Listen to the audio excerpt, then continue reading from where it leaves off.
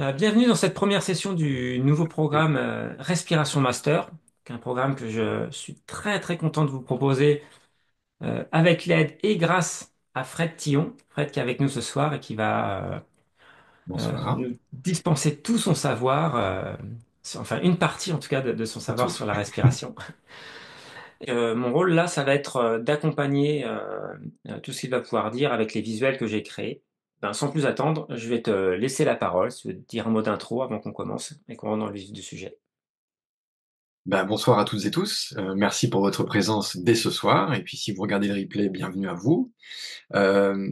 Rencontre fortuite avec, Cyril, via mon activité dont je vous parlerai un peu plus en profondeur par la suite.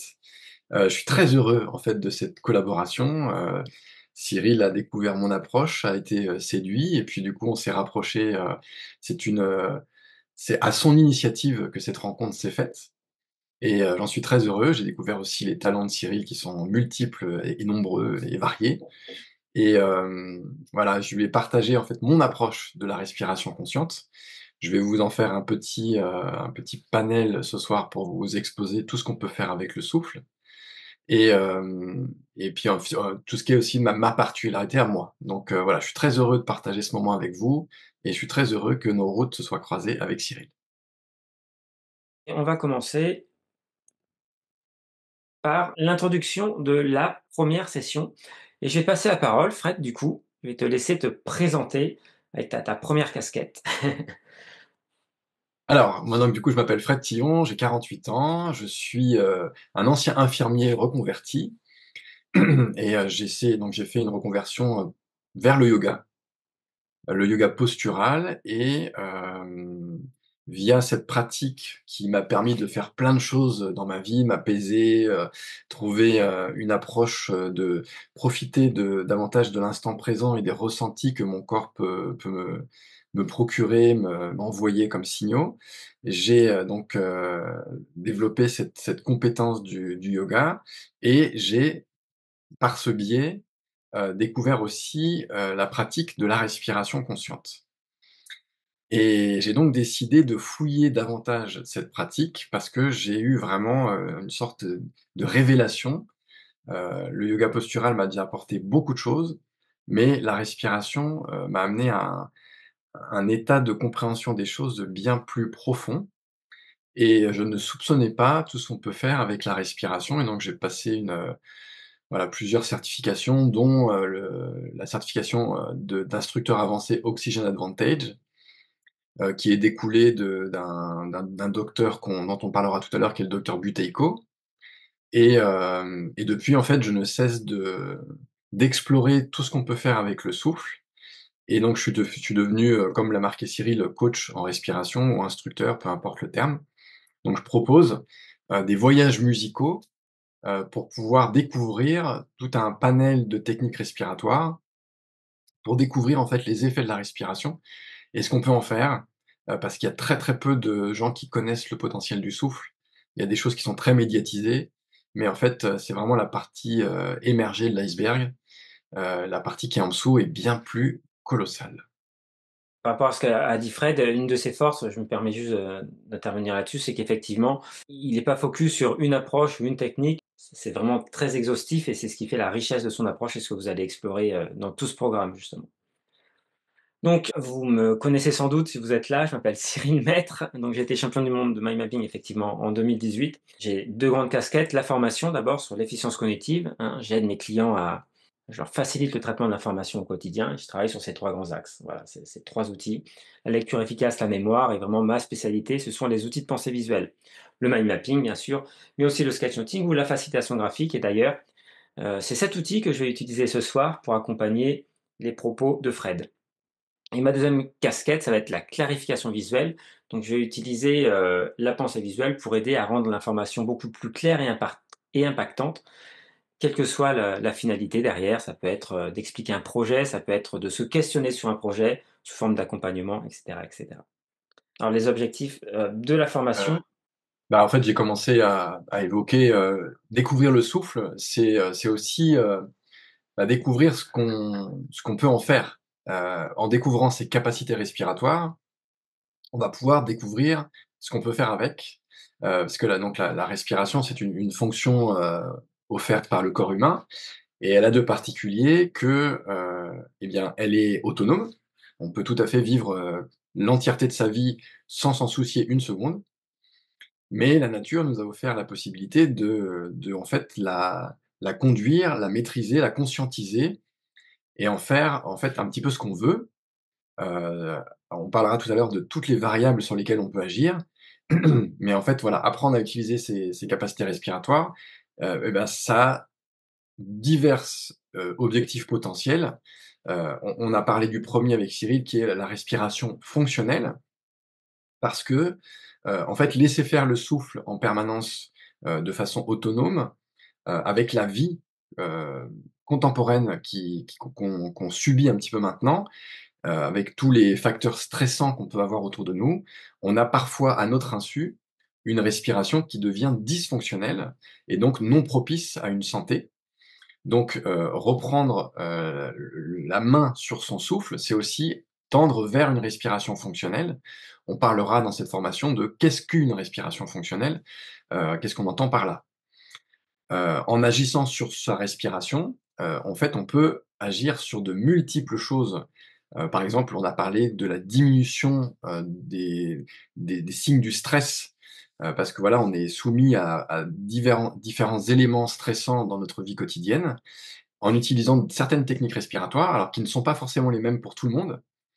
Moi, je prône vraiment, d'explorer, en fait, une multitude de techniques respiratoires pour, identifier ce qui nous convient le mieux.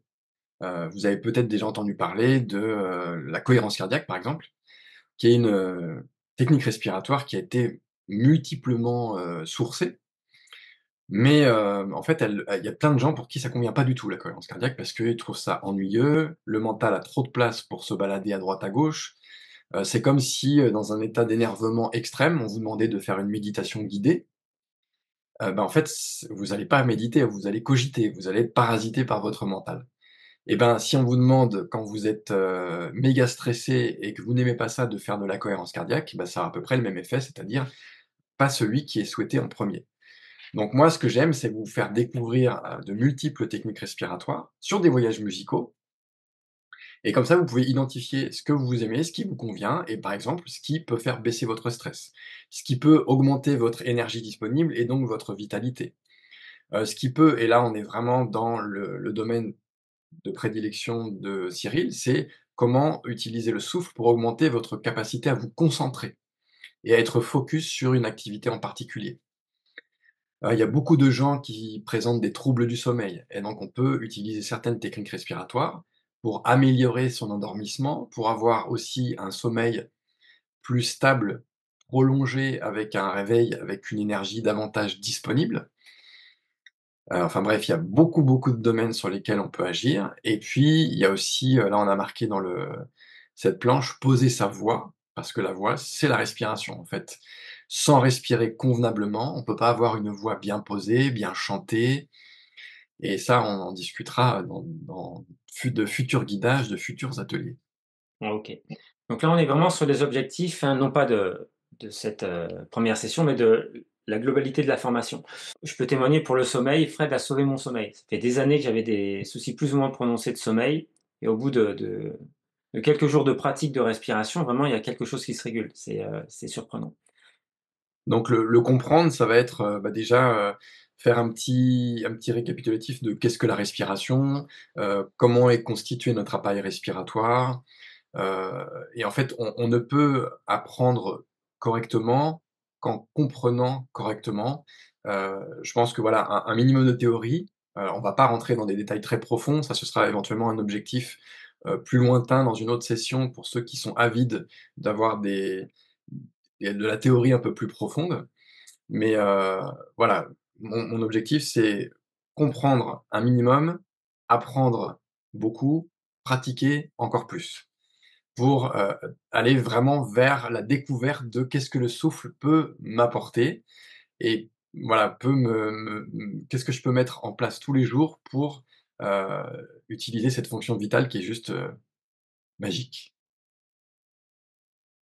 Là, vous avez le programme de la soirée, hein, de cette première session. Donc, on est en train de finir l'introduction. Je vais le dérouler, Fred, si tu veux, rapidement. Ouais, On fera un tour d'horizon des pratiques respiratoires. Ce ne sera pas exhaustif, mais vous allez voir que ça soit du temps ancien au plus moderne. C'est un domaine qui a beaucoup été exploré. On verra donc des éléments de théorie autour vraiment spécifiquement de la respiration. J'ai bien mis quelques bases anatomiques. C'est vraiment des fondamentaux, mais c'est important de les connaître pour bien pratiquer derrière, je pense. Les effets de la respiration consciente, c'est pareil, c'est, je pense, intéressant et important de les conscientiser. Les 3 étages de la respiration, les variables, Fred a déjà commencé à les introduire un petit peu sur sa présentation. Donc là, il va vous présenter toutes les variables qui seront au cœur de toutes les pratiques des prochaines sessions. La méthode d'entraînement que vous propose Fred, pour progresser vraiment pas à pas, progressivement, et arriver à vraiment à la maîtrise de cette fonction vitale qui est en vous. On passera à une pratique d'un guidage un peu plus long. On aura une autre pratique précédemment sur les 3 étages, je crois. ouais, Voilà. au niveau des étages. Ouais. Et on vous présentera, ensuite je vous présenterai le programme en détail de toutes les autres sessions et ce que vous allez explorer pas à pas. On avance avec un tour d'horizon à travers l'histoire des différentes techniques, même si c'est pas exhaustif. Vous allez voir, ça remonte à loin. Et moi, les premières traces que j'ai trouvées, c'était en Égypte, avec des anciens écrits de Dr Anish. Je ne sais pas si vous connaissez ça, c'était assez à la mode il y a longtemps, très longtemps, sur le yoga égyptien et des pratiques de respiration spéciales avec des mises sous tension corporelle, des mises sous tension musculaire, des respirations assez hautes. Il avait écrit ce livre-là, L'art de la respiration, respiration et santé. Euh, Ensuite, je vais te laisser la main. C'est plutôt ton domaine, Fred. C'est un peu plus mon domaine, en effet. Donc, il faut savoir que le yoga contemporain n'est pas celui qui était le yoga ancestral. Les écrits disent que le yoga remonte à peu près à 3000 ans par rapport à notre ère, et donc viendrait d'Inde. Et à l'origine, le yoga était quelque chose de non postural. En fait, c'était plutôt méditatif, avec la recherche d'une espèce de connexion esprit avec corps, esprit, univers, avec ce qu'on appelle la recherche du samadhi. Et pour ce faire, ces pratiquants utilisaient donc ce qu'on appelle le pranayama, qui étaient des techniques respiratoires avec souvent un ralentissement très prononcé de la cadence respiratoire, avec aussi des longues rétentions, donc un arrêt du souffle, des apnées. Le yoga s'est ensuite développé vers le yoga postural, mais c'est une pratique beaucoup plus récente dans la pratique contemporaine. Et voilà, donc les premières origines de pranayama, ça vient d'Inde. Alors pour les puristes, il faut savoir que moi, ce que je propose, il y en a qui diront que ce n'est pas du pranayama, puisqu'on va utiliser des techniques plutôt activantes, etc. Alors que vraiment le pranayama ancestral, c'est quelque chose de plutôt où on recherche la lenteur, et il y a une forte connotation spirituelle, ce qu'il y a pas forcément dans l'approche que je Tu en propose. parles comme Bah, ça. le Tumo, alors moi je le pratique pas, mais en fait je connais cette approche. Moi dans mes stages, je propose des immersions froid. Donc le Tumo, c'est une association de techniques respiratoires avec des techniques de visualisation pour s'exposer au froid et pour réussir à générer en fait son propre chauffage central, si je peux vulgariser ça comme ça. C'est-à-dire générer une chaleur suffisante pour pouvoir s'exposer à des températures environnantes plutôt froides, voire glaciales, et ne pas en souffrir, en fait. Donc c'est vraiment une approche particulière qui a été très démocratisée entre guillemets par Maurice Daubard en France. Bon, qui n'a pas été le rouleau compresseur qui a pu être Wim Hof, mais on va réévoquer Wim Hof après. Donc voilà, le Tumo, c'est plutôt, j'arrive à générer mon propre feu intérieur. Et si je ne me trompe pas, hein, c'est la pratique qu'avaient les moines tibétains en Himalaya, ce qui permet d'expliquer comment ils restaient dans leurs C'est cellules ça, ouais, sans chauffage en hiver, ce qui c'est était ça, autre chose que l'hiver en France. c'est ça. Après, c'est une Euh, pratique qui est très inconfortable au début. Prochaine étape de notre parcours, la Chine, le Japon, l'Extrême-Orient, avec la pratique de la respiration au sein des arts martiaux, du Qigong, du Zen. Les arts martiaux, je peux en parler un petit peu. La respiration est prépondérante, même si la plupart du temps, dans les arts martiaux, on ne va pas avoir une pratique consciente et d'améliorer la respiration. On va juste s'en servir comme point d'appui en expiration, par exemple, pour sortir la force. En Qigong, donc c'est la culture de l'énergie interne à la chinoise. Il y a beaucoup de techniques de respiration. Je pense que ça doit y avoir des racines peut-être avec l'Inde d'ailleurs, ça m'étonnerait pas. Et le zen, vous connaissez peut-être la méditation zen japonaise, qui a une respiration particulière parce que c'est une respiration lente, très lente et qui est inversée. Donc voilà pour ce que j'ai appelé il y a fort, fort longtemps sur les temps anciens. Et on va passer de ces temps anciens à l'époque moderne et voir, bah, comment ces techniques, ces pratiques ont été récupérées. Donc Wim Hof, c'est, un espèce de rouleau compresseur médiatique. Alors c'est un gars, maintenant, ultra connu qui a fait beaucoup, beaucoup de choses dans sa vie, hein. Lui, il a pratiqué le Tummo, il a fait beaucoup de yoga, il a fait, énormément de recherches sur, comment pousser son corps à l'extrême. C'est un gars qui a parcouru un marathon dans le désert sans eau, qui a couru dans la neige, qui a réussi à s'immerger dans un bain glacé pendant 1 heure. Enfin, c'est un mec qui a plein, plein de records. Et il est surtout connu pour une technique respiratoire en particulier qui peut, amener, énormément de ressentis, de bien-être. La seule chose, qui me gêne de mon côté, c'est que c'est une technique respiratoire et c'est vraiment, du coup, il y a pas de polyvalence. C'est quand vous faites du Wim Hof, bah, vous faites que ça. Et c'est ce vers quoi moi j'aime pas emmener mes élèves, c'est-à-dire que je prône, une diversité pour pouvoir surprendre son corps et pouvoir le rendre meilleur un petit peu plus à chaque, pratique. Il y a plein de gens qui font beaucoup de Wim Hof et puis un jour se rendent compte qu'en fait ils régressent dans leur tenue d'apnée, dans leurs ressentis, qui sont après dans des attentes de ressentis qu'ils n'ont plus. Voilà, la technique Wim Hof peut être vraiment superbe, mais je pense à pratiquer avec d'autres choses à côté. Donc Konstantin Buteyko, c'est un alors je crois que c'est ukrainien, je sais plus, enfin c'est un Oui, il est pays, ukrainien, oui, ukrainien, ukrainien des voilà. années 20. Mmh. Donc c'est quelqu'un qui à l'origine voulait devenir ingénieur et puis, son élan a été, freiné par, la guerre qu'il a pu, vivre et juste après cette guerre, en fait, il a voulu, s'orienter sur, les capacités incroyables du corps humain et notamment de la respiration. Parce qu'en fait, il s'est rendu compte qu'il y a beaucoup de gens qui souffraient énormément de l'asthme. Et en fait, toute sa vie, il a travaillé avec des gens asthmatiques pour leur permettre, en utilisant uniquement des techniques respiratoires, donc vous trouverez des sources sur la respiration buteyko, qui est souvent, une approche avec, un ralentissement du rythme respiratoire, avec quelques rétentions, en fait, pour travailler sa tolérance au dioxyde de carbone. Et en fait, ce sont des patients qui arrivent à se passer, ou en tout cas à limiter leur médication, et qui vivent leur asthme de façon beaucoup plus sereine que, sans apprendre à respirer. En fait, moi, je trouve ça complètement aberrant maintenant que des gens, présentant de l'asthme n'aient pas de formation respiratoire. Donc lui, c'était vraiment son fer de lance, hein, il est décédé, mais il y a plein de notamment, je vous ai évoqué ma formation, Oxygen Advantage, qui, en fait, découle de l'approche de Buteyko. C'est assez connu dans le monde des médecines douces, médecines alternatives. Donc c'est un appareil, C'est comme un brumisateur, hein. un brumisateur, mais dans lequel on va mettre une huile essentielle particulière, et on va respirer comme ça devant cet appareil et a priori, ça a plein de très bons effets. Huile essentielle de térébenthine, non? Et je crois que c'est de la térébenthine, oui, j'avais un doute. On achète des flacons qu'on met dedans et on va respirer ça, ce qui fait le plus grand bien. Bon, le seul souci, c'est que la machine coûte dans les 3 000 €, voire, le double quand c'est le modèle professionnel. Donc, c'est très bien, mais ça représente un investissement, mais vous pouvez l'utiliser, vous pouvez la tester dans certains centres de soins. Bah, je pense que l'apnée a toujours été pratiquée par l'être humain, avec, plus ou moins d'objectifs, voilà, il y avait, je pense à une époque des gens qui allaient pêcher et qui avaient pas le choix que de faire de l'apnée pour aller, ramasser, peut-être des huîtres ou, aller, pêcher et cetera et puis, de façon plus contemporaine, je pense maintenant il y a cette notion de plongée avec des records, voilà, d'aller chercher la longueur de l'apnée, que ce soit poumon vide ou poumon plein. Et comme tu dis, voilà, je pense qu'il y a eu vraiment un essor avec, la sortie du film Le Grand Bleu, dans les années 80. Et puis, voilà, il y a quelques apnéistes, très, médiatisés, très connus comme, moi j'ai fait un guidage respiratoire dédié à Guillaume Néry, si vous connaissez. Heu, alors maintenant, il faut savoir que les apnéistes se préparent de façon complètement différente, heu, que la façon dont ils se préparaient il y a 20 ans. Dans Le Grand Bleu, par exemple, on les voit hyperventiler avant de plonger en apnée.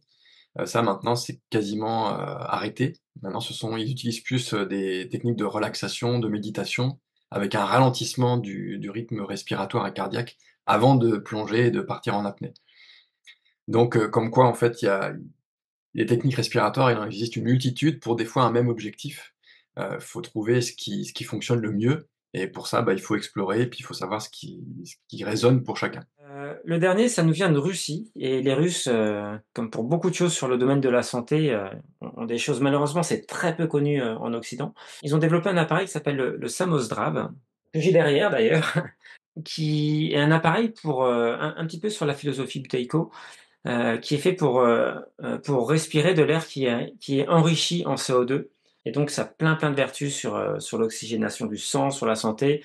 Il a des avantages et des inconvénients. L'avantage, c'est que, vous voyez, vous avez un masque qui va prendre tout le nez, donc on peut respirer par le nez. Fred va vous expliquer tout à l'heure l'importance de la respiration par le nez par rapport aux appareils où on s'entraîne par la bouche. L'inconvénient, c'est que c'est en général des entraînements d'une demi-heure sur plusieurs mois, tropiques. Ouais, donc là, dans les années, enfin, notamment la respiration holotropique, donc c'était un psychiatre, je crois que c'est Graf ou Grof, je sais plus comment il s'appelle, dans les années 70, qui a, en fait, chez des patients, psychotiques, qui a, essayé, des techniques respiratoires, notamment l'hyperventilation, très longue.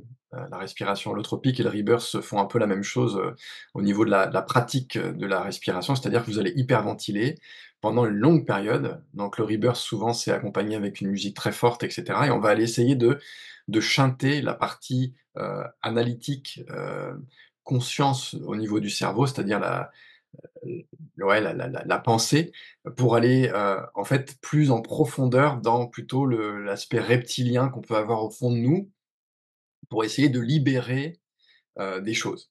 Alors moi, c'est une approche que je propose pas, parce que je suis pas en accord avec ça, c'est-à-dire que moi, j'aime bien l'équilibre qu'on peut avoir dans la vie tout le temps et moi quand il y a des techniques d'hyperventilation que j'utilise, hein, qui ont des super, effets mais j'aime bien équilibrer avec des apnées derrière, pour justement aller travailler au niveau des systèmes nerveux, vraiment cet équilibre salvateur. Là, on va aller chercher quelque chose qui peut être vraiment très non maîtrisé. Alors il y a des gens chez qui ça marche très bien, à qui ça fait du bien et cetera. Mais moi, ce sont des techniques que j'utilise pas ou alors, la technique holotropique, c'était vraiment à des visées thérapeutiques, mais, dans des centres, psychiatriques avec, un suivi médical à côté et cetera. Mondiale, qui s'appelle la méthode Pécher, du docteur Pécher, voilà, qui avait vocation à traiter des problèmes pulmonaires. Et sa méthode, lui, c'est basé sur le travail de l'expiration, une sorte d'entraînement un peu athlétique sur l'expiration. Il s'entraînait, vous pouvez encore le faire avec des bouteilles d'eau, avec un tuyau qui passe dans de l'eau, et ça va freiner la respiration. Vous êtes obligé de forcer pour expirer plus fort. Donc il y a différents niveaux de pratique et c'est vraiment le travail de l'expiration. En France, c'est ce qu'on appelle le TOP, les techniques d'optimisation du potentiel. Donc c'est pas la respiration en tant que telle, c'est une médecin militaire qui était sophrologue aussi, qui a mis au point une méthode multi-outils pour favoriser notre potentiel naturel. Donc il y a de la visualisation, il y a de la relaxation et il y a des techniques respiratoires notamment, qui sont aussi prépondérantes. Et elle a fait quelque chose qui soit moins complexe que la sophrologie en tant que telle, qui soit tout de suite plus pratico-pratique et abordable. J'ai plus le nom de cette médecin, mais vous pouvez trouver ses livres de référence sur Amazon si vous cherchez techniques d'optimisation du potentiel. Là ou plutôt les définitions de la respiration.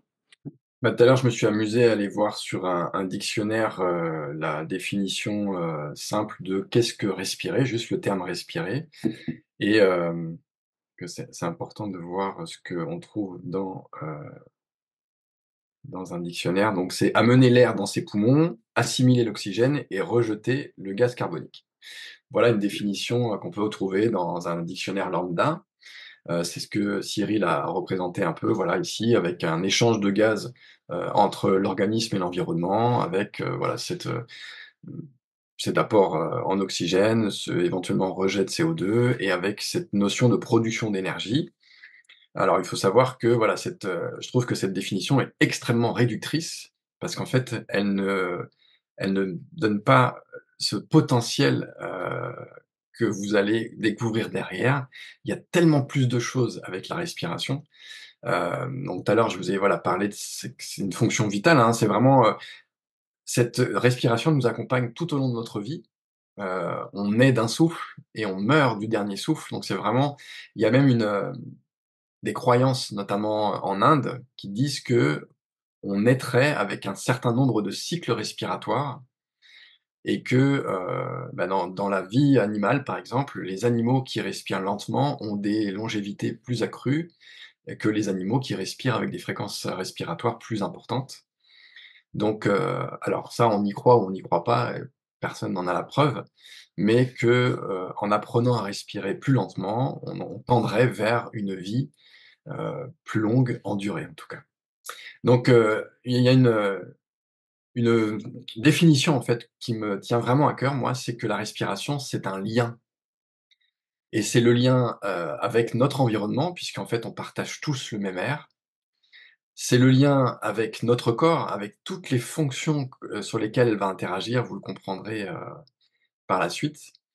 Mais c'est aussi le lien avec les autres parce que, en fait, en apprenant à respirer, on se connecte à son environnement, mais on se connecte aussi avec les autres, avec ce partage de cette même énergie disponible. Je Donc pense cette notion de lien est vraiment très importante. Donc la ventilation, on parle de respiration externe parce que là, en fait, ça va se passer, en dehors, du corps. On parlera après de la respiration interne. Donc grosso modo, il faut comprendre qu'il y a une phase d'inspiration, qui est une phase plutôt active. Alors faut comprendre que ce phénomène d'inspiration, il est souvent, mal compris. Il y a une action musculaire, en fait, qui va augmenter le volume de la cage thoracique avec l'utilisation du diaphragme, des muscles intercostaux et des muscles qu'on appelle, annexes. Et en augmentant ce volume, en fait, on va créer une dépression dans les poumons et c'est cette dépression qui va faire que l'air rentre. Donc voilà, il faut bien avoir cette notion de que sans effort musculaire, l'inspiration n'existe pas. Et l'expiration est pour la plupart du temps, plutôt passive, même si on peut la rendre active parfois. Hem, En fait, en laissant s'affaisser, en laissant se relâcher les différents muscles qui ont participé à l'inspiration, eh bien, on va provoquer une surpression dans l'appareil respiratoire et ça va provoquer l'expiration. Donc, quand on inspire, le but du corps humain, c'est d'amener un air davantage chargé en oxygène pour pouvoir proposer des échanges gazeux au niveau des alvéoles pulmonaires et éventuellement rejeter l'excédent de CO2 avec l'expiration, toujours avec ces échanges au niveau des alvéoles pulmonaires. Donc ça, c'est la respiration externe. sur la respiration cellulaire, juste une précision sur mon schéma. J'ai représenté les mitochondries par cette, batterie, hein, voilà, pour les puristes. Heu, Donc la respiration interne, c'est celle qui se passe vraiment à l'intérieur de votre corps et là, c'est, la distribution de l'oxygène au niveau des cellules avec, donc, tu parlais des mitochondries, donc on va avoir une production d'énergie pour alimenter, en fait, les besoins du corps, dans son intégralité et lors de cette production d'énergie, entre autres, il y a une production de dioxyde de carbone et en fait, via un équilibre assez subtil, on a besoin de rejeter du CO2 pour pas qu'il y en ait trop et donc on va utiliser donc l'expiration pour pouvoir rejeter ce CO2 qui a été produit, dans la cellule.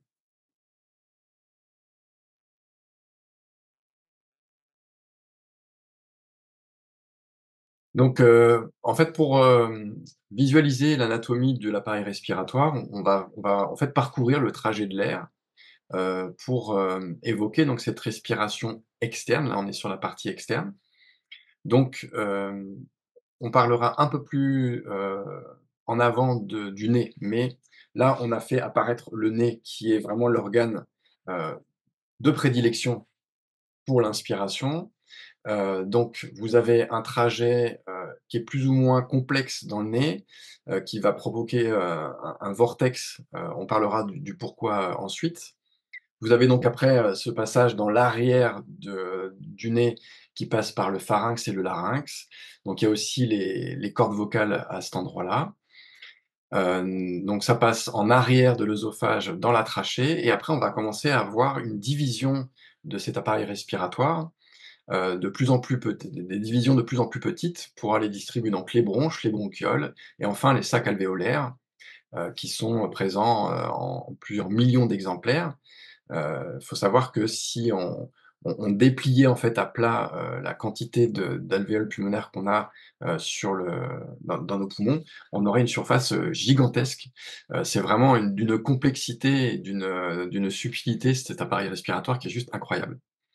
Et donc de représenter sur ce schéma, vous avez le muscle vraiment majeur utilisé dans la respiration, qui est le diaphragme, qui est un muscle, très méconnu, dont les rôles sont multiples, ils ne sont pas que respiratoires, ils sont aussi mécaniques et il est souvent, sous-utilisé parce que, avec, je veux dire le stockage émotionnel négatif qu'on peut, avoir dans notre vie quotidienne, il a tendance à se figer et je vous parlais tout à l'heure de schémas respiratoires délétères qui peuvent s'installer à notre insu.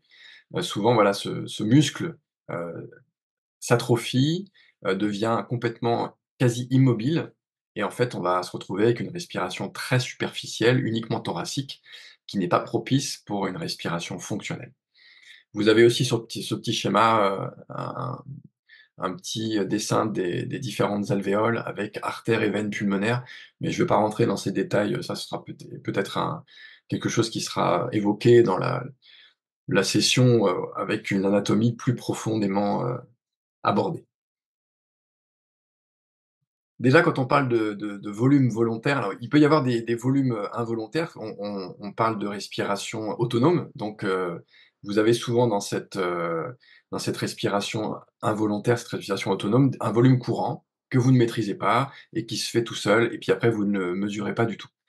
Dans les volumes volontaires, on a un volume qu'on appelle courant, c'est-à-dire il est plutôt standardisé, il est neutre, c'est-à-dire que vous ne sentez pas, un effort physique pour inspirer, ni pour expirer, donc ça va être un certain nombre de millilitres d'air, heu, bon, en général, on parle d'environ 500 millilitres d'air, voilà, quand vous êtes au repos, que vous respirez de façon posée et que, voilà, il n'y a pas d'engagement physique.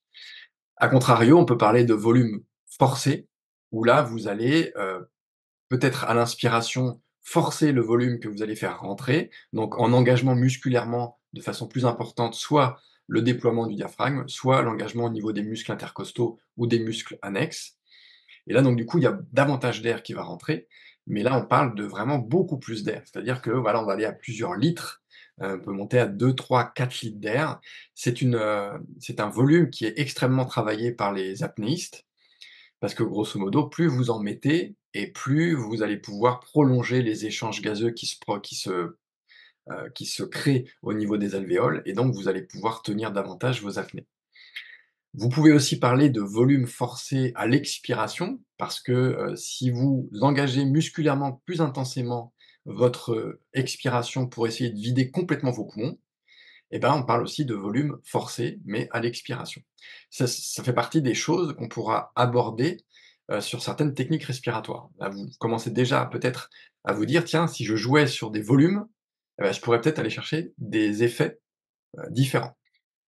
Alors je vous ai, parlé de l'expiration forcée, je vous parlerai des fois dans certains guidages de, rétention à poumon vide, c'est-à-dire une rétention, une apnée après avoir expiré.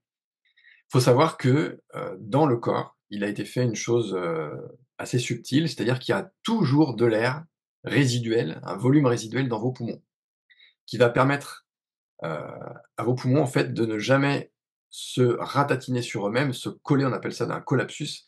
Heu, donc en fait, grâce à ce volume résiduel, vos poumons restent toujours dans la possibilité de se regonfler derrière. Donc, on ne peut pas être poumon complètement vide, même si vous essayez de expirer, expirer, forcer, forcer, forcer votre expire, vous allez voir que vous êtes quand même capable, par exemple, après cette expiration forcée, de tousser. Donc vous aurez encore de l'air. Donc ça, c'est assez magique, c'est-à-dire que des fois, quand on force une expiration, on se sent mais complètement vide, et ben on ne l'est pas vraiment. Donc voilà, sachez qu'il y a toujours un volume résiduel dans vos poumons et qu'il est physiologiquement propice à la santé de vos poumons. Et enfin, on a parlé de de tuyauterie. Il faut savoir que dans le trajet que je vous ai évoqué tout à l'heure, qui part, du nez ou de la bouche et qui descend jusqu'à vos alvéoles, il y a une part de tuyau, et dans ce tuyau, il y a de l'air. Alors, il est important de savoir que cet air-là, bah, quand vous inspirez, bah, en fait, il va jamais arriver jusqu'à vos poumons, puisqu'à un moment donné, vous allez le réexpirer. Alors ça, c'est subtil, mais c'est important à comprendre. C'est-à-dire que, imaginez que vous respirez, un volume courant pendant, 1 minute, mais vous hyperventilez toujours sur un volume plutôt, superficiel, et ben, à chaque fois que vous inspirez et que vous expirez, ce volume de la «tuyauterie» entre guillemets, il est perdu. Donc il est perdu X fois. Par contre, si vous apprenez dans ce même laps de temps à respirer de façon plus profonde, avec un déploiement plus intense de votre diaphragme, eh bien le volume qui va arriver vraiment à vos alvéoles, eh ben, il va être plus important.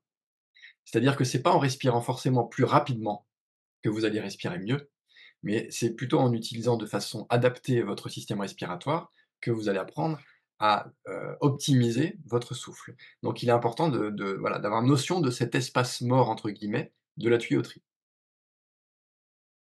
Le nez, en gros, à part son aspect esthétique sur votre visage, il ne sert que à respirer. Contrairement à la bouche, avec laquelle on peut respirer aussi, mais qui a un rôle plutôt d'urgence, parce que, la bouche, elle a beaucoup d'autres fonctions, qui est, le fait de s'alimenter, le fait de, parler.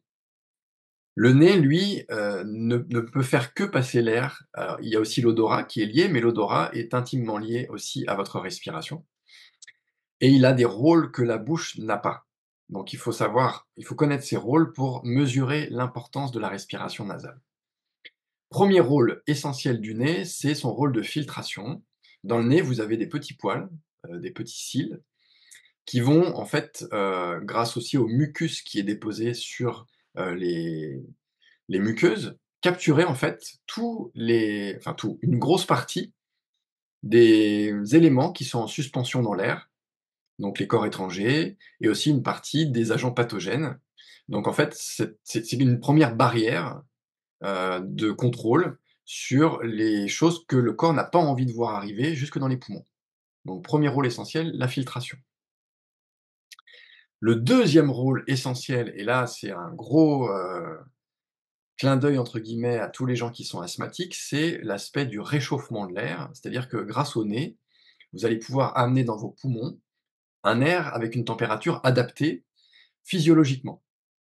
Il faut savoir que si vous respirez par la bouche, vous vous privez de cette capacité du nez à réchauffer l'air et donc en respirant par la bouche, vous allez envoyer un air souvent trop froid dans vos poumons et là, vous avez peut-être vécu, cette scène d'un collégien partant froid qui va commencer à faire du sport en respirant par la bouche et qui va, au bout de 5 minutes, faire sa crise d'asthme parce que, bah, il a amené un air beaucoup trop froid dans ses poumons. Mais, bah, le pauvre, on lui a jamais dit que ce serait bien d'apprendre à respirer par le nez pour réchauffer l'air. Je vous ai parlé tout à l'heure de, l'anatomie de votre nez, elle est faite de façon à ce que quand vous inspirez par le nez, l'air va faire un espèce de vortex en passant par, heu, tout ce qui est dans votre nez et en fait, en faisant cette tornade, il va pas faire un l'air ne va pas passer de façon, droite et simple. Donc en fait, en faisant ce vortex, il va frotter X fois sur les muqueuses des parois nasales et en fait, c'est grâce à ce vortex qu'il va avoir le temps de se réchauffer. Chose que vous allez absolument pas faire en respirant par la bouche, parce que là, quand vous aspirez par la bouche, c'est beaucoup plus simple en termes d'effort physique, mais l'air arrive beaucoup plus vite dans vos poumons et donc il est beaucoup plus froid.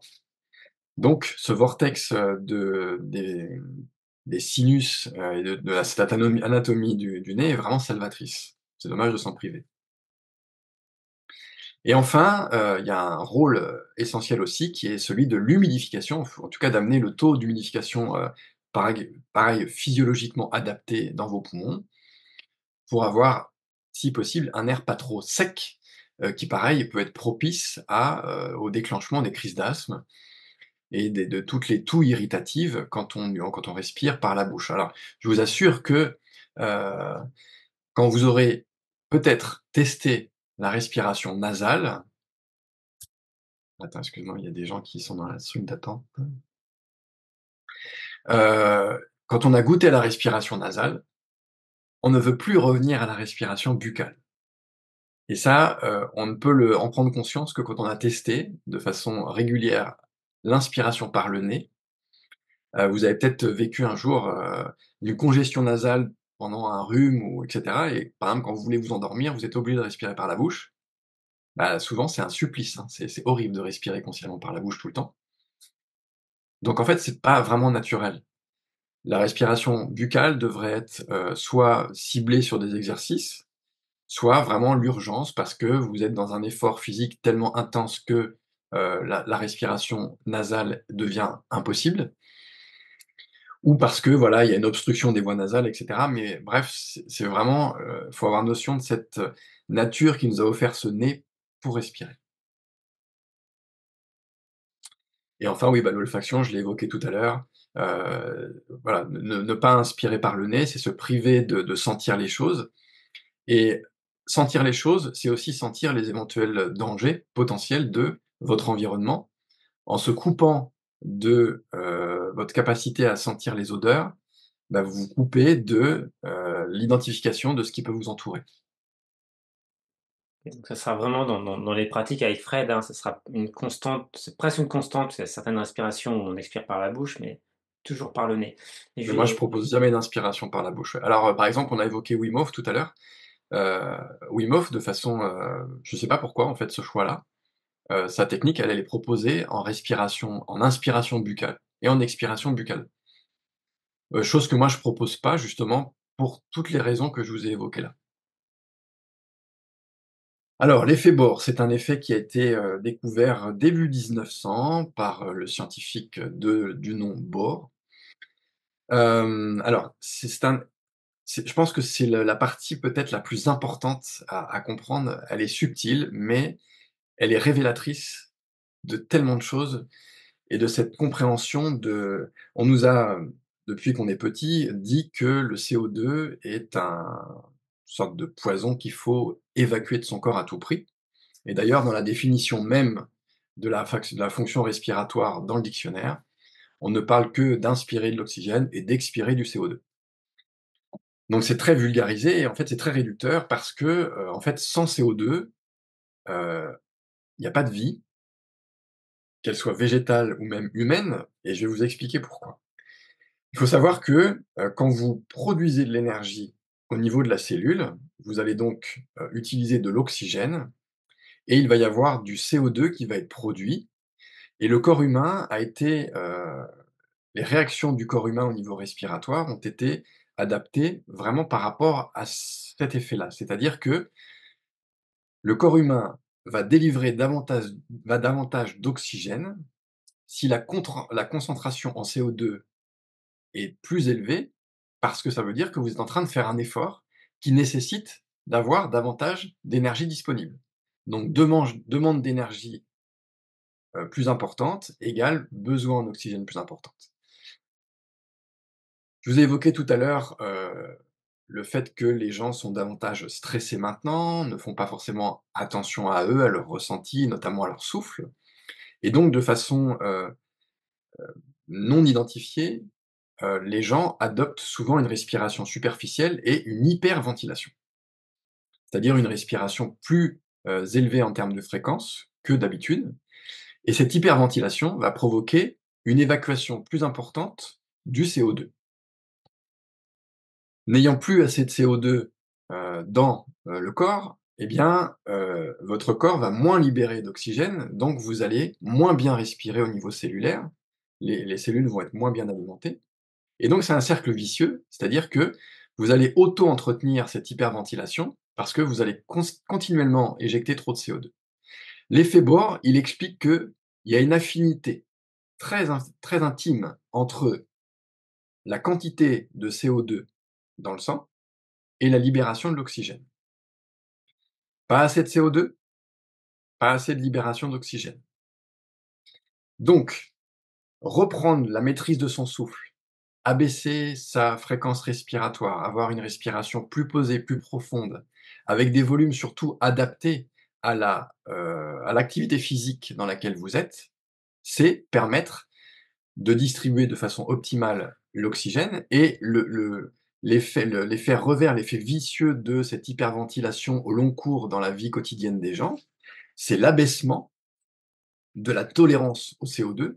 C'est-à-dire que vos capteurs qui sont sensibles au CO2 et qui vont, provoquer l'envie de respirer, vont devenir de plus en plus sensibles à la quantité de CO2 que vous avez dans le sang et donc vous allez très peu tolérer, le trop de CO2 et donc vous allez très vite avoir une respiration qui s'emballe dès que vous faites un effort physique, dès que vous avez une émotion qui est, prenante, au niveau, de vos réactions. Donc dans beaucoup d'exercices que je propose justement de travailler cette tolérance au CO2 parce qu'elle est réversible, hein, cette tolérance quand elle devient de plus en plus faible, on peut la rendre meilleure en travaillant régulièrement et en travaillant, bah, différentes techniques respiratoires et notamment des apnées pour pouvoir, en tolérant davantage de taux de CO2, eh bien, se remettre dans une physiologie optimale pour distribuer de façon plus optimale également la distribution de l'oxygène. Donc voilà, cet effet Bohr, c'est vraiment ça, c'est cette subtilité, cette affinité qu'il y a entre le CO2 et l'oxygène. C'est toujours une, cette notion d'équilibre, très, très subtile qu'il y a en nous et quand, il y a des effets délétères des qui s'installent en nous à notre insu, et ben, cet équilibre est brisé et donc avec tous les effets, mauvais que ça peut avoir sur la santé de façon enfin, au long cours.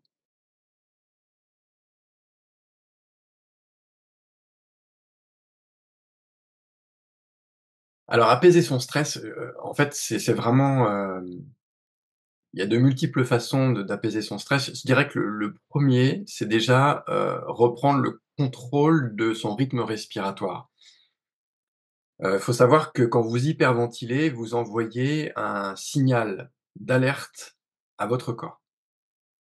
L'hyperventilation, normalement, c'est, un moment où ça veut dire que vous êtes dans une activité physique qui nécessite d'hyperventiler, donc de façon, préhistorique, je dirais, c'est vous avez une bête sauvage qui vous court après, vous devez vous enfuir, pour survivre et donc là, vous passez en hyperventilation parce que vous produisez un effort physique intense et donc la réaction du corps, ça va être justement de distribuer, davantage d'oxygène pour permettre davantage de production d'énergie, pour vous permettre, voilà, de fuir devant la bête féroce.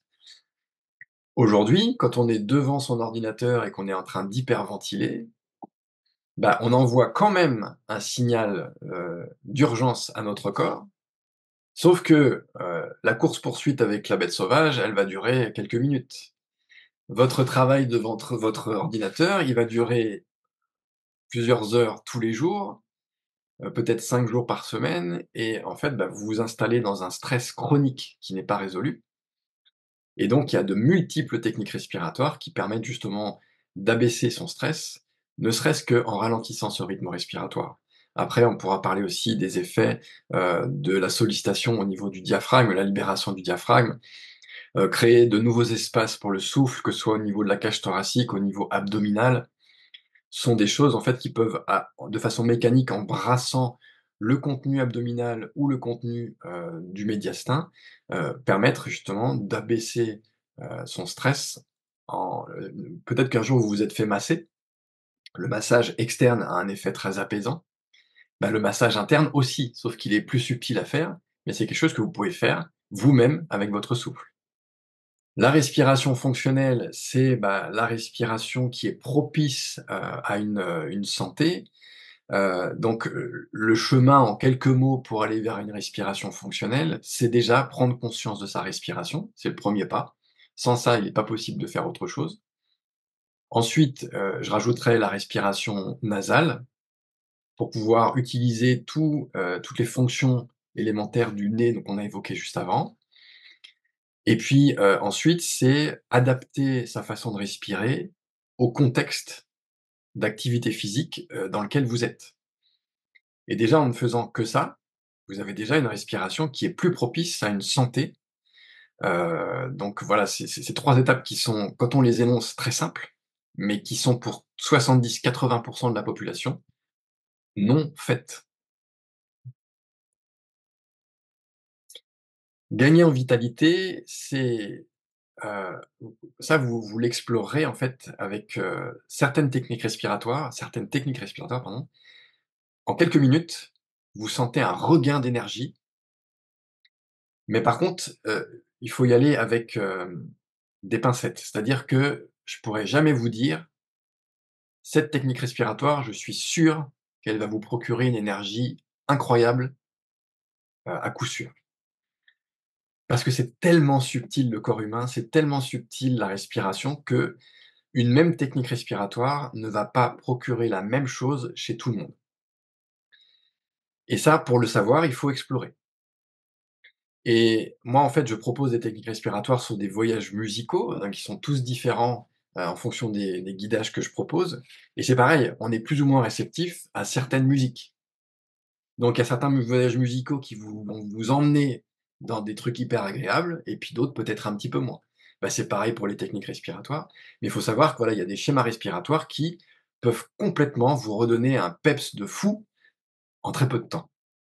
Quand vous avez, voilà, vous sentez que votre attention elle diminue, que votre focus il est plus compliqué à mettre, sur une activité, en vous êtes happé par, des distractions, par votre téléphone, par, des choses qui sont un petit peu parasites. Voilà, des fois, il suffit de, allez, je dirais, peut-être 2 minutes, 3 minutes de respiration très simple et hop, vous ramenez votre concentration, vous ramenez votre focus.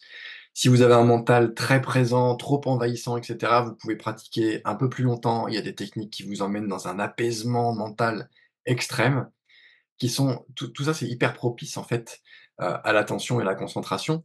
On est souvent, on sort souvent de cette concentration parce qu'on est happé par des cogitations mentales ou par une fatigue. Bah, là, on a parlé, voilà, regain de vitalité, amélioration de la concentration, enfin baisse des parasites mentaux. Bah, là, tout de suite, ça permet de revenir dans le focus et je dirais que l'amélioration du sommeil, c'est intimement lié avec le reste. C'est-à-dire que en ayant un meilleur sommeil, bah, vous serez plus propice dans votre sollicitation de focus et d'attention. Vous aurez une vitalité plus importante. Donc en fait, je reparle du lien de tout à l'heure, la respiration, c'est le lien. Bah oui, regardez, c'est le lien avec tout ça. Et ça, c'était, bah, pour la petite anecdote, c'était vraiment la partie préférée de Cyril. C'était, l'utilisation de la voix, avec la respiration. C'est moi C'est une j'adore. boutade, hein, je précise. Non, après tu as aimé. Voilà, savoir parler avec une voix qui porte, ça n'est possible qu'avec un souffle posé, profond. Chanter encore plus. Néanmoins, moi je propose des exercices un peu particuliers avec la voix et j'ai des chanteurs de chorale, des chanteuses de chorale dans mes cours et ils se rendent compte que, OK, ils font de la chorale, mais en fait, ils ont une expiration extrêmement courte parce qu'ils se sont jamais entraînés, ils ont jamais travaillé la prolongation de leur souffle avec la voix posée dessus. Des fois, on maîtrise l'expiration fortement prolongée parce qu'on maîtrise, la décontraction des muscles de la respiration, mais dès qu'on pose la voix dessus, ça fuite de partout et on a peut-être 4 secondes, 5 secondes de chant et puis après on est à court. Bah, voilà, savoir poser sa voix, c'est aussi ça fait partie de la respiration consciente, c'est avoir une voix, plus chaude, plus qui porte mieux, qui est plus agréable à écouter aussi.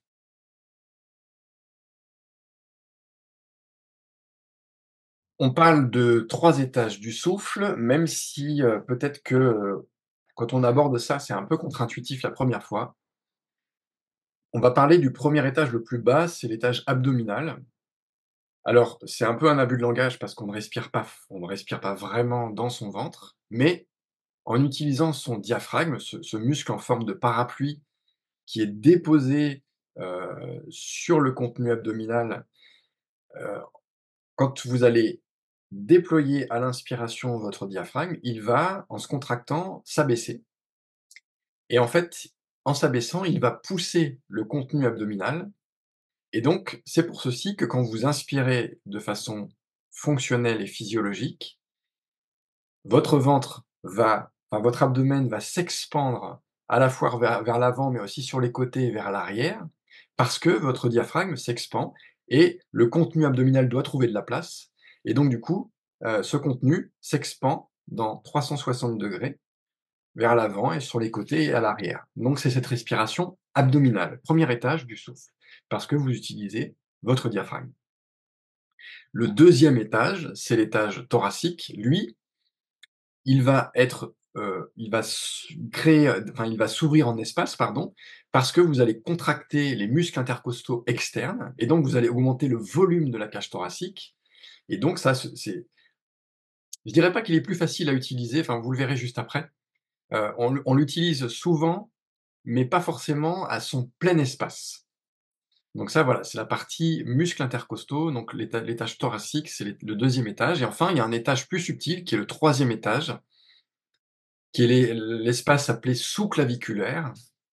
Alors lui, il est mobilisé par des muscles qui sont un peu moins connus, donc entre autres, il y a le muscle sternocléidomastoïdien et les muscles scalènes, qui sont des muscles au niveau du cou.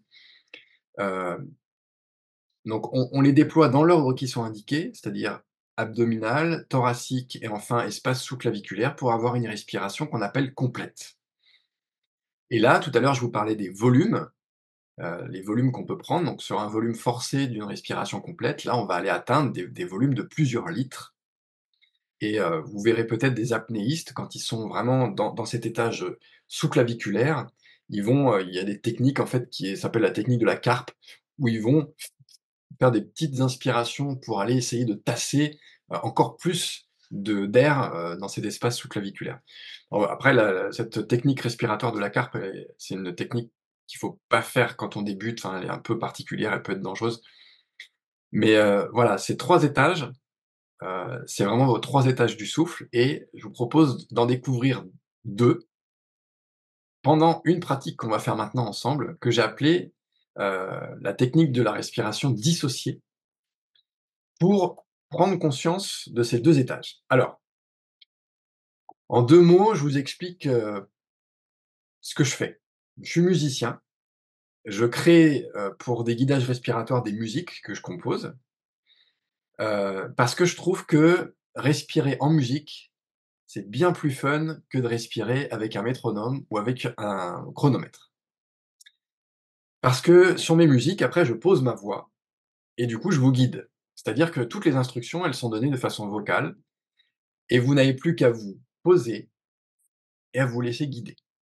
Et donc du coup, c'est plus pratique, c'est-à-dire que vous n'avez pas les yeux rivés sur votre métronome ou sur votre montre et ça, c'est reposant. Et donc du coup, c'est un confort indéniable pour aller explorer différentes techniques respiratoires. Ensuite, je vais vous expliquer celle qu'on va faire ce soir, mais si vous découvrez complètement la respiration consciente et notamment mon approche, je vous invite à ne pas avoir d'attente particulière, ne pas vous mettre de pression, de résultats, de compétition, de réussite. Faites-le avec, vraiment bienveillance, esprit de la découverte du débutant éventuellement et voyez ce que votre corps peut vous offrir ce soir. Donc, respiration dissociée parce que je vais vous inviter à respirer, dans les 2 étages qu'on a évoqués, qui sont les 2 étages principaux, l'étage abdominal et l'étage thoracique. Donc, il va y avoir plusieurs cycles dans ce guidage, il y aura 3 cycles et dans chaque cycle, il y aura 3 petites phases respiratoires et une phase d'apnée, de rétention. La phase respiratoire qui est scindée en 3 phases, il y aura une première phase où je vous inviterai à faire de la respiration abdominale. Donc inspire, expire par le nez. L'inspire, je vous invite à essayer de ressentir quand vous inspirez que votre abdomen prend du volume. Alors vous pouvez poser soit une main sur votre ventre, soit les 2 mains sur les flancs pour ressentir justement la prise de volume à l'inspiration et la perte de volume à l'expiration. Donc ça, c'est la partie abdominale. Ensuite, je vous inviterai à faire de la respiration thoracique.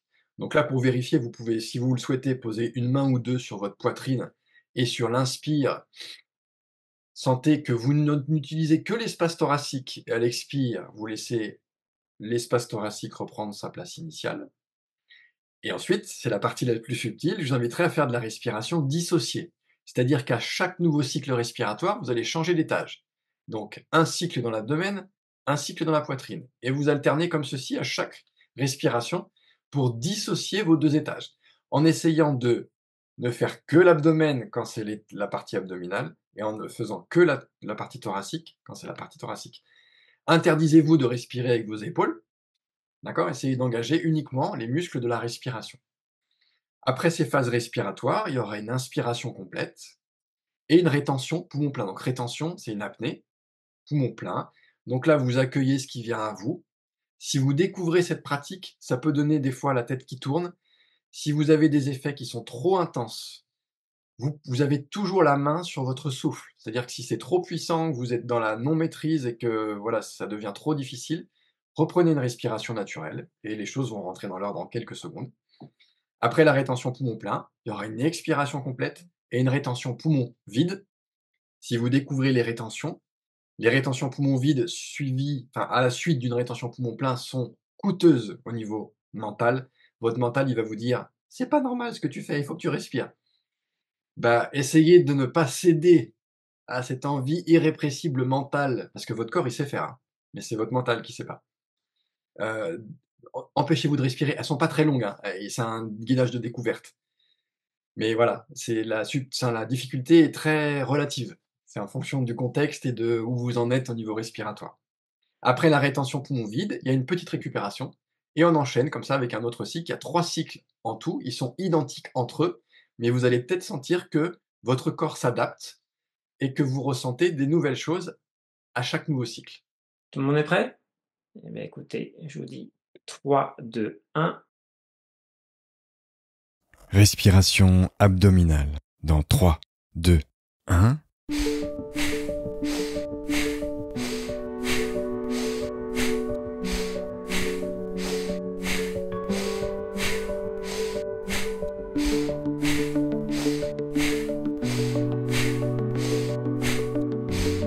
Respiration thoracique dans 3, 2, 1.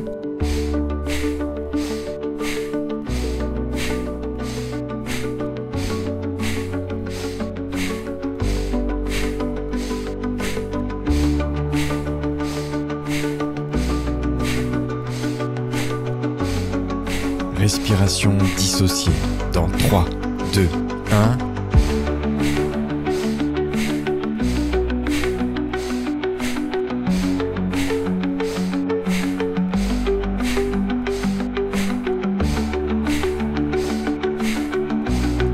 Attention à l'inspiration dans 3, 2, 1. Inspire.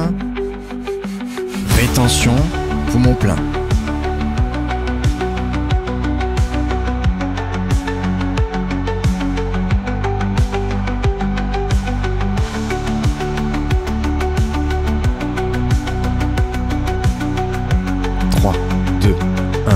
Expire.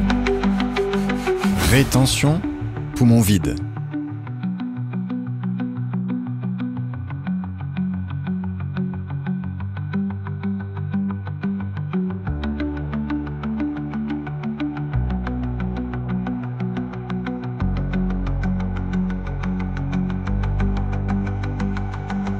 Et récupère.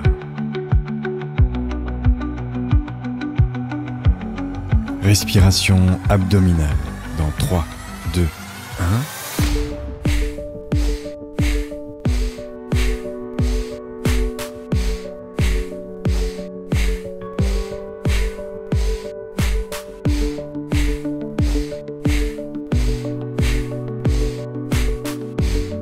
Respiration thoracique dans 3, 2, 1.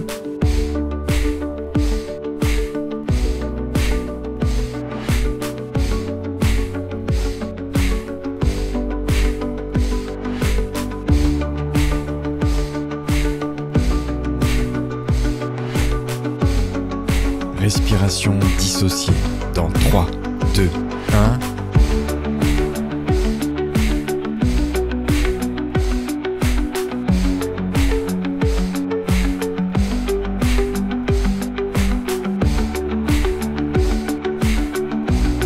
Attention à l'inspiration dans 3, 2, 1. Expire. Rétention, poumon plein.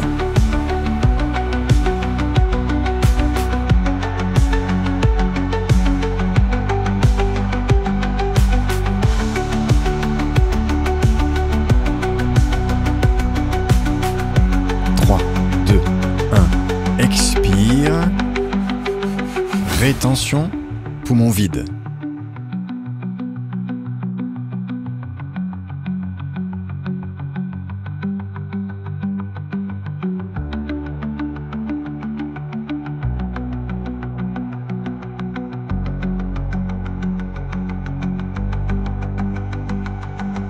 Et récupère. Respiration abdominale dans 3, 2, 1.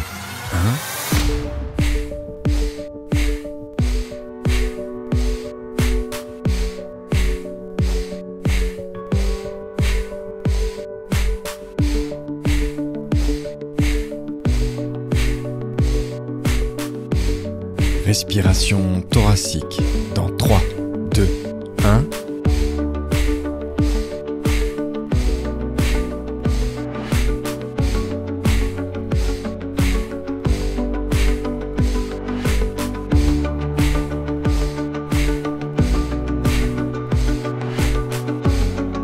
Respiration dissociée dans 3, 2, 1.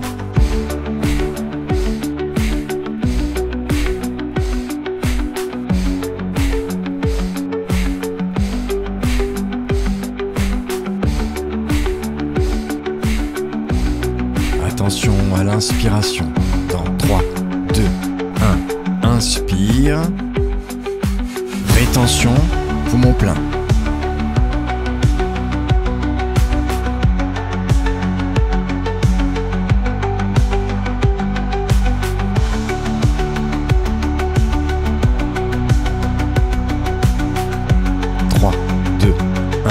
Expire.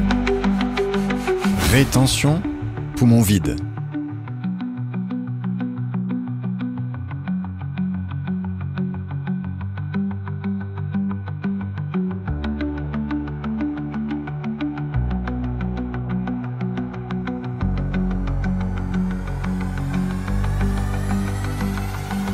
Et reprends une respiration normale. Namasté. Ok, accueillez tranquillement tout ce qui vient à vous, tout ce qui est venu. Peut-être une nouveauté, cette façon de respirer, donc voilà. Intégrer en douceur ce voyage qu'on a pu faire. On vient de finir les 3 étages et la pratique de la respiration des 2 premiers. Et on va voir maintenant quelque chose qui va vraiment vous accompagner au sein des guidages sur tout le parcours. Ce sont les variables.